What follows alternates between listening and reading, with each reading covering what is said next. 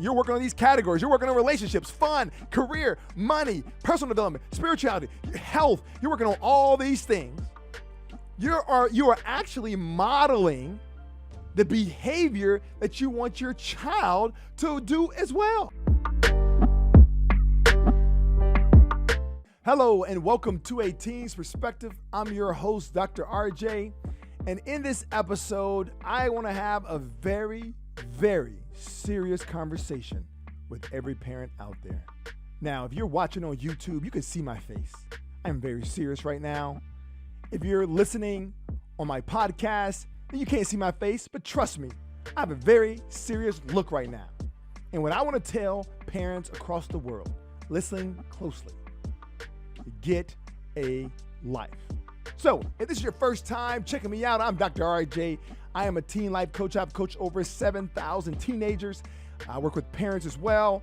And the purpose of this podcast is really to help the parents understand their teenager on a different level. And I share tools and strategies that you can use to help your teenager maximize their full potential. So, if you are not subscribed to my channel, please subscribe. Now back to the conversation. Now I know I just asked you to subscribe after being a little rude, but that's okay. Because what I want to tell you, parents, is to get a life.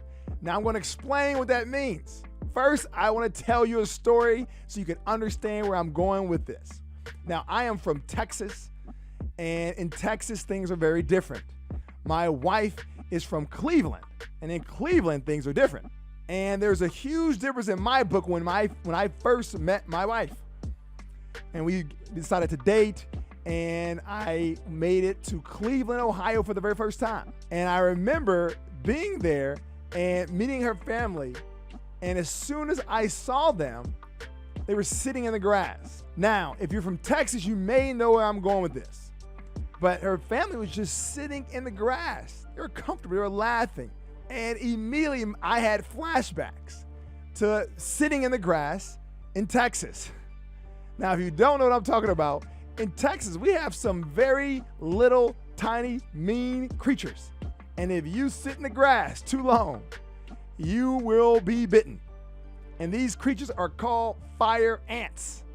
All right, they're small, they're red, and they are mean. And they will bite you constantly. A group of them will bite you constantly. You cannot enjoy yourself sitting in the grass. At least that was my experience. So I go to Cleveland, and I'm seeing her parents sit in the grass, and I'm like, in my mind, I'm freaking out. Now, this is my first time meeting them, so I can't show them I'm freaking out. So I had to kind of walk to them in the grass, and thankfully they stood up, and we were introduced.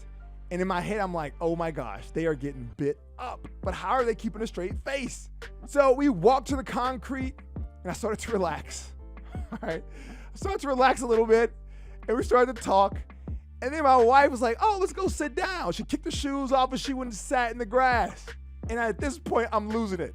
All right. But I can't show them I'm losing it because it's my first time meeting them. So immediately, I started to think, how do I get my wife off the grass? And at this point, her mom and dad sat down the grass with her. And I'm thinking, she's getting bit up. She's getting, and she doesn't even know it. So I had this bright idea. I was like, hey guys, what is this? This is awesome. Come see. And they jumped up and they ran over, and it was a flower. And, they didn't really know what I was doing there because the dad was like, oh, this is this type of flower. And I was like, oh, okay. Well, yeah, actually I need to go to the restroom. Francis, that's my wife's name. I was like, can you show me? And as soon as we walk in the house, I'm like, check your legs, right? Like, check your legs. I'm like rubbing her legs, like, you got bit. She's like, what are you doing, RJ? I'm like, listen, you're sitting in grass. There are ants in the grass. And she's like, so what? I'm like, they bite, right? And, I'm explaining to her, like, how, you go and all these experiences I had in Texas trying to sit in the grass. And then she's like, you know what? Have you ever heard of a carpenter ant? I'm like, I didn't know there were different types of ants. I thought they all bite. So then we Googled and we looked at it and we see like, okay, the carpenter ants are pretty chill. All right. And as long as you don't go kick over their nest, they won't bite you. So that whole entire time I was there, I was sitting in the grass and I enjoyed myself. Now you're probably thinking like, RJ, what does this have to do with a parent getting their life? get their life together or focusing on their life. Like, what does that have to do with anything? I'm gonna tell you. All right. So after that experience, I went back to Texas and I started to actually enjoy sitting in the grass. Now, you have to be responsible. Yes, look and make sure you're not sitting on an ant pile. But for the most part, if you sit in the grass away from an ant pile, you actually can enjoy it and it's actually fun. So I started to enjoy it. So what I realized, and as a coach, I'm always thinking in a way of like stories. There's a meaning to every single story. Every experience, there's a meaning. There's a story you can get out of that experience. And the one that came to mind is this idea that, as parents, we are kind of like how I was when I was worried about every little thing in the grass. There's ants, there's spiders, there's mosquitoes. Like, I can never just enjoy myself being outside because I'm constantly focusing on all the things that are going wrong outside. And then I had a chance to experience it, not thinking about all of the enemies out there that's trying to bite me. So this is what I'm going to share with parents today. When I say get a life, I'm not being rude, but I am saying that if parents start to focus on parts of their own life, then there's actually a lot of benefits where they won't find themselves focusing on what their child is constantly doing wrong. Now, I want to tell you, I've had so much experience with teenagers. I've been coaching for almost a decade, and a lot of the issues, a lot of the problems, a coach can simply fix all of it. Like, I have yet to find one teenager that we truly could not help. And what I'm saying with that is I personally believe that every single teenager needs some type of experience with coaching. They need it. They need some program. They need some coach. They need to learn these tools and strategies, because what we learn is that a lot of the expectations that parents have, they can kind of be unreasonable. Not that you should not have expectations as a parent. They're unreasonable because the child does not have the tools to actually do it. And it's so funny is that when we were kids, we didn't have the tools either. When you were a child, you didn't have the tools. And some parents even today still don't have the tools. What I'm sharing with you is if you're telling your child, hey, go clean your room, they don't have the tools to overcome the emotion they feel with thinking about cleaning their room. If you're telling your child, hey, go study and do all this homework, they don't have the tools to overcome the anxiety and the overwhelming feeling that they experience. A lot of times they just don't have the tools. So a lot of the parents' issues could be quickly settled or handled or answered with simply a life coach. But I understand that life coaching is still pretty new. I have full belief that life coaching will be the future. It is my belief that it will completely disrupt therapy. There's so much more success with life coaching than therapy. It's not to say that all therapists are bad or anything like that. It's simply about the freedom and the tools that they are allowed to use. My guess is that a lot of the therapists will become life coaches. It's just my belief, it's my hope, because I see so much success with life coaching. Now, I want to tell the parents out there who are like not really quite ready for life coaching, you don't understand it, or maybe it's just something that you're not ready for. Well, I want to help you help your child. And you can do this by getting a life. So this is how you get a life.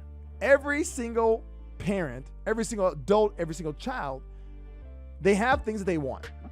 We call those things goals, okay? And this is really what separates therapy from life coaching, like the feeling of it. Like anytime, a child has been through my life coaching program, it's a completely different feeling. And the reason why they feel differently is because they are treated differently. When they come to my life coaching program, I don't ever look at them as having a problem. Like, we don't ever address it. Say, hey, you're the depressed kid, or you have anxiety, that's why you're here, or you're failing, that's why you're here.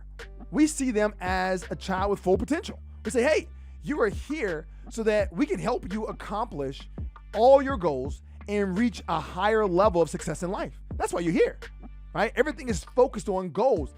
Yes, your child may be depressed, but I'm gonna tell you a little secret. Depressed kids have goals too. Like, we as humans, we always have things that we want. I don't care if you're depressed or not depressed. There are things that you want. We call those goals, and we help children reach those goals. And that's why it's a different feel. It's different than saying, hey, you have a problem, you have this diagnosis, and let's talk about it. It's a completely different feeling to say, hey, you're amazing, you're awesome. How do I help you get all the, accomplish everything that you want? It's a very big difference. It's a different feeling. But I want to tell parents, you have goals too. So when I say get a life, ultimately what I'm saying to you is I want you to focus on your goals. that small little shift will change a lot. I'm going to tell you. In fact, in my coaching program, we force parents to participate in the parent program first. Before it was optional, all right? Before I used to let parents say, hey, we have something, here for parents if you're interested. And some parents would be like, no, you just fix my kid. All right, let me know when it's done. And we still had success, but not to the level of success we have now. When we're like, parents, in order to be in this program, in order to put your child in this program, you must participate. And when I say participate, they go through the entire parenting coaching program. And in this program, we start off with identifying their goals. Now, parents are smart. They're like, okay, well, my goal is you helping my kid, right? That's my goal. But we don't let them slide with that one, all right? I tell the parents, nope, you must pursue your goals. Now, we slice it up into different categories. They can pick a category and they can work on it. My hope is that they continue to work on everything. Work on a category now, find success in it, go to a different category, and just keep doing this, and that's how you grow as a person. But I'm gonna go over some of the categories that we have. Now, the first one is relationships. And I like to separate relationships from, a relationship that you have with your mom, your children, your friends, coworkers, from intimate relationships that you have with, your husband or your wife, essentially. So when we're looking at this slice of relationships, I want these parents to pick some relationship they want to improve, they want to grow in. And it can, it could be with your parents. All right. A lot of us our parents are alive, and, maybe there's some hurt there that we can grow in that relationship. But also, intimacy is important. All right. I'm going to just tell you guys now, parents, don't get offended with this. I'm a parent too. Sometimes you just need sex. All right. You need sex. Now, I can say that on here because this podcast is for parents. Now, if there are someone of younger age that's listening to this podcast, I want to make it very clear. And if you followed me for a long time, you kind of know the type of person I am. Ultimately, I'm a Christian, and I do believe in saving sex until you're married. So I'm speaking to married people out there. You need sex. It's great, right? It's a stress relief. There's so many benefits, and it sometimes completely changes your mood. All right, so maybe that's an area that you need to focus on.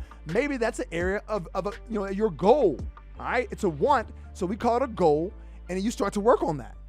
And guys, I am speaking from experience here. Okay, I've coached so many teenagers. Sometimes, yes, there's things that we do to work with the teenagers, but the little tiny tweaks that the parents are making makes the one of the biggest differences. If I have a parent now, all of a sudden she starts to focus on romance, all right, with her husband, and they start, to have fun. They start to have sex. Guess what? They're less uptight with the kids. These little things, these little tweaks actually help. Trust me. All right. These are goals. All right. The next one is probably one that's often forgotten. And I don't know why. It's forgotten. All right. And that's fun. That is an actual category in your life. Fun. Parents need to have fun. Somewhere it was stripped from us. All right. As kids, it's all fun. All right. And then we get to college, it's even more fun. And then somewhere we become an adult, and all of a sudden the fun is non-existent. We get so serious. You need fun. That could be a goal. You can actually make that as a goal. And guess what? Yes, RJ, I get it. It's not directly helping my child. I came to you because my child is disrespectful. How is me working on my own goals going to help with that? Well, I'm going to tell you, it does help. I'm going to work with your child with their disrespectful language, without question. But guess what? It actually helps if you introduce more fun in the home. If you had more fun and you laughed more, you smiled more, it actually helps. All right, let's go to the next category. This one, everyone gets right for the most part. All right, all parents are all about this, and that's career. So that's the next category that we work on is your career. There's definitely wants that you have in your career. We call it a goal. I'm sure you have career goals, and I'm gonna give you guys a thumbs up on that one because most parents that I meet, they have some kind of goal that they're pursuing. Now, if you are a stay-at-home parent, I still consider that a career. My wife stays at home. It's a career. All right, my wife has goals. I'm sure if you haven't thought of it that way, you should definitely have goals, even if you stay at home. There still should be something that you're trying to accomplish. We call it goals. There's several reasons why we do that, but it's important that you call it too. Now, the next category is one that is not really honored much with parenting, and that is health. Health is a big one. All right, health is a big one. We need health goals. And usually when I hear about goals with health, when I'm talking to parents, they're so vague. It's like, hey, I want to be healthy next year. Well, what does that even mean? All right, it's super, super abstract. What do you mean? We need very defined goals. Let's say this. I'm going to get a certain amount of hours of sleep next year. I'm going to, work out for this amount of minutes next year, each day. So we need to be very specific on our goal. Don't just say, hey, I want to be healthy next year. Well, that's too abstract for the mind.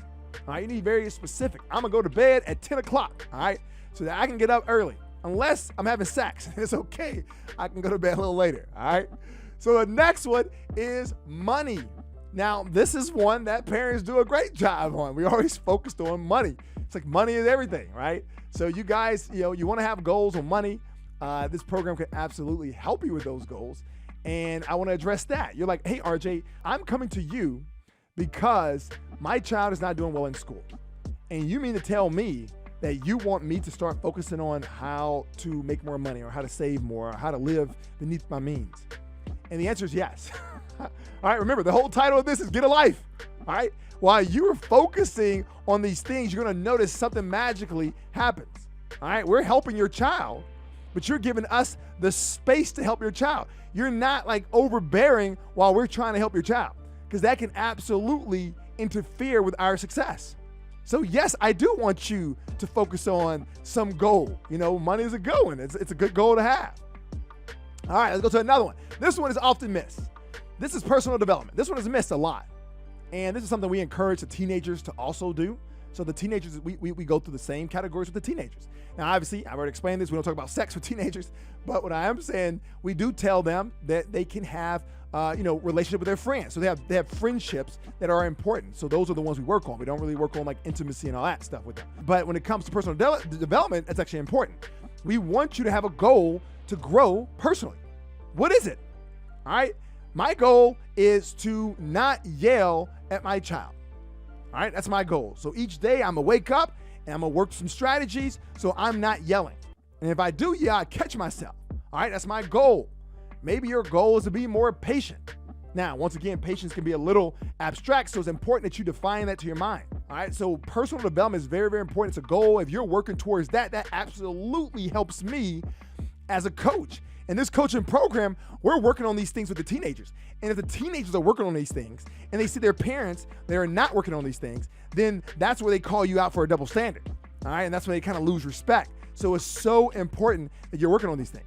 And then the final one is one that I see a mix. Some parents are doing really, really well with this category. Other parents, not so much. And that's spirituality. All right, spirituality. These are goals. Now, obviously in the coaching program, I'm a Christian, but I don't, really talk about Christianity in the program. Like, I don't encourage a child to become a Christian. I don't encourage parents to become a Christian. I don't encourage them to adopt any religion at all. But I do want them to pursue this idea of something beyond themselves. All right, there's something beyond themselves that can help them reach a higher level. And there's so many different beliefs out there. This here is not to talk about any of those beliefs, but there is this inner part of you that we really want the teenagers and the parents to be more connected with. All right, and whatever you believe is perfectly up to you. We don't insert those beliefs, but that is absolutely something we find as humans that helps you to grow. Now, as the parents are working on all of these things, all right, you're going to naturally notice that your life is going to feel a little different. When you set the intention on focusing on these things that we talked about, these categories, you won't see so many ants in the grass, if that makes sense. All right, you're not worried about all the bites. And the cool thing is this, and this is probably the best part, and this is the part I'm gonna leave you with, because this is probably the best part. And this is what we notice also in our program, that as you are working on these things, you're working on these categories, you're working on relationships, fun, career, money, personal development, spirituality, health, you're working on all these things.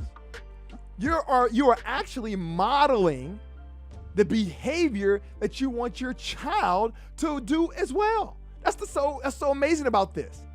You want your child to do these things. In fact, when we tell parents that we do these things in the program, they're like, oh my gosh, RJ, this is awesome. Sign me up.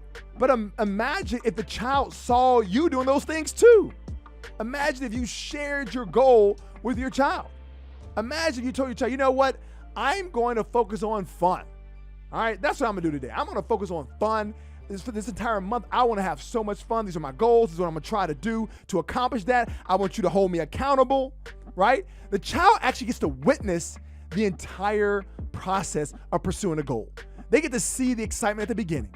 Then they get to see this period of where it's like, it's not working. Like, how do I overcome when I don't feel like doing these things, right? They get to see all these things that I'm teaching them. They get to witness it from you. You're modeling it. So all I'm encouraging the parents is have these goals. And remember, one of the important parts of this entire process of a parent, going through this parent process is so you can model the behavior. I want your child seeing you accomplishing a goal, because there's a lot of up and downs that happen when you're pursuing a goal. When you get a life and have a coach, magic can happen, and we can help your child reach their full potential. And if you're interested in experiencing that, definitely schedule a consultation at drrjjackson.com/coaching.